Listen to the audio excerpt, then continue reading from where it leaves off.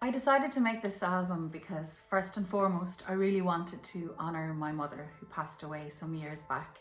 She was an incredible woman and she was a feminist, and she was somebody who was really invested and really interested in the political and the social landscape for women in Ireland. So I really felt that that needed to be honoured, and I guess myself over the last number of years I've been on a bit of a journey with that, and I wanted to have a collection of traditional songs that all in one place that I really strongly identified with and that I really felt expressed as much to me as anybody else the lived experience of modern era women, but through traditional songs.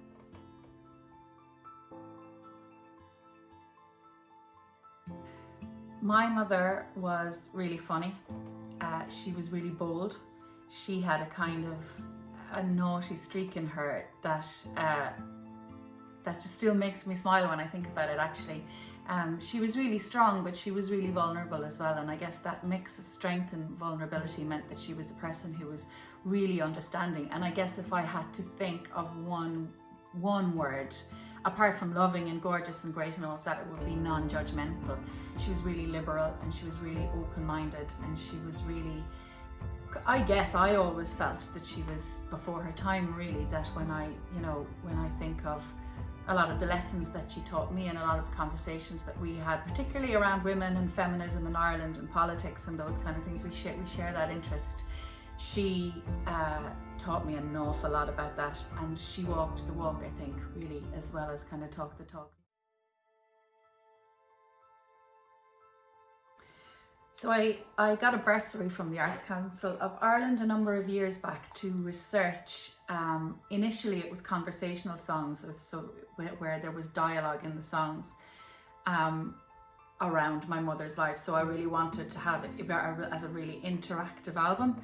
And then it just kind of really evolved over a couple of years, and I've just been looking in books and going to archives, and I emailed out loads of amazing singers all over the country who were really gracious and suggested songs. So I broke my mother Eileen's life down to kind of 14 stages, and then I emailed those stages out and asked people and sent letters and did all sorts of things, and I got loads of song suggestions back, and then there were songs from my own repertoire and songs from books and things. So I just tried to attribute a selection of traditional songs to each stage of her life, and then I kind of distilled that down to, I have 11 songs at the moment, and they are the ones, I guess, that I feel that I identify the most with, and that's it together as a collection.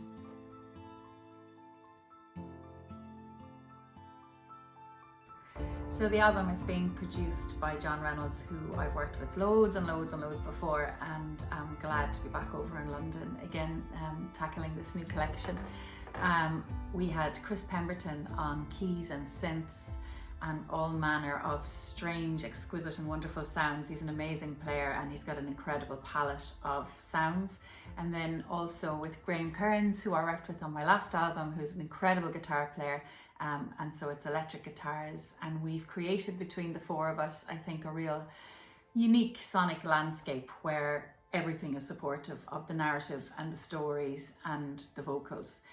But there's still a way to go with all of that. And then I've collaborated with a few people that I really have admired for a long time. A young singer from County Tyrone called Linda McCalliskey, who is incredible. With my old friends Barry Kerr and Damien Dempsey, and my pal from home from West Kerry, Bernie Ford. So there's a few guest singers and still a few maybe to come, and it's still very much a work in progress.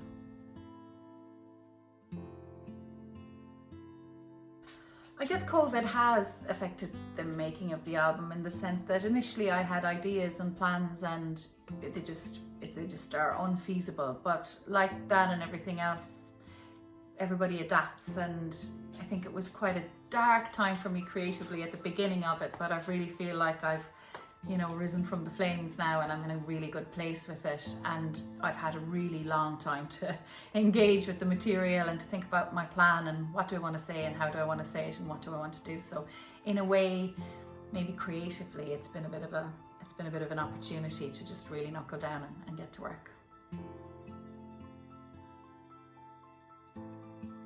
Kickstarter has been amazing. It's been an amazing process to go through. Initially, I had a lot of anxiety about putting up the project because it's so personal to me and it's a vulnerable place, I guess.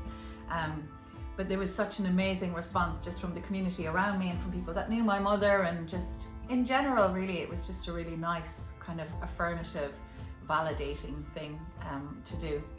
And then it's such a weird time to be an artist. Everybody knows that we're all hearing that at the moment, that it's hard to know where anybody's going to get the resources to do what they need to do and to create what they need to create. So in that respect, it's really, really vital at the moment that people invest in the arts and make sure that creativity keeps happening, because we could be left in an awful place if it didn't. So in that respect, it's just been such a positive thing, and I'm so grateful, genuinely grateful to everybody who has pitched in and helped out so far. And I'm just really looking forward to getting it finished and engaging with people over the album when it's complete and finished.